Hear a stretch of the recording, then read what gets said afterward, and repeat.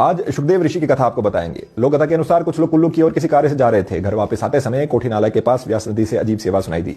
थोड़ी देर चलने के बाद छनेट परिवार ने कर्णों में वजन महसूस किया। जब उसने कर्णों का ढक्कन खोला तो उसमें एक पत्थर की पिंडी थी।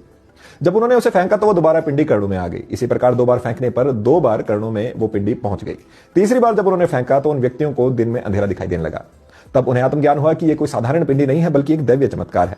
उन्होंने पिंडी से माफी मांगी और वे पिंडी को लेकर कोठी नाला बोश होते हुए घाट पहुंचे और वहां थोड़ी देर आराम करने के लिए कर्णों को घर के ऊंचे तोड़ू पर उन्होंने लटका दिया। कहा जाता है कि यह तोड़ू आज भी मौजूद है।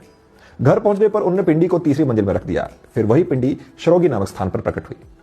एक अन्य कथा के अनुसार बिष्ट परिवार की एक औरत की एक गाय प्रतिदिन सुबह 3 से 4 बजे अपनी आप रस्सी को खोलकर कहीं चली जाती थी और 5-6 बजे वापस आ जाती थी। औरत ने यह बात अपने गांव वालों को बताई। गांव वालों ने गाय का पीछा किया और देखा कि गाय प्रातः अपने आप खूंटे से खुलकर शरोगी पहुंच जाती है। वहां पहुंचकर गाय अपनी पूंछ से झाड़ू लगाया करती है, फिर गौमूत्र किया करती है और पिंडी के ऊपर दूध की धाराएं छोड़ती है। कहते हैं जब बच्चे पशुओं को चराने जंगल ले जाते थे तो एक गांव शरोगी होते हुए आती थी। जब बच्चे को इस पर डांट पड़ी तो उस समय एक बच्चे को खेल आई और श्री सुखदेव ऋषि प्रकट हुए और उन्होंने कहा कि यह सारी मेरी लीला है।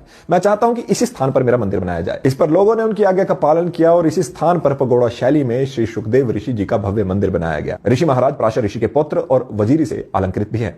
वीडियो सेव और शेयर अवश्य करें। हमें फॉलो करने के बाद कमेंट में ऋषि सुखदेव महाराज की जय लिखना ना भूलें। जय ऋषि सुखदेव महाराज की।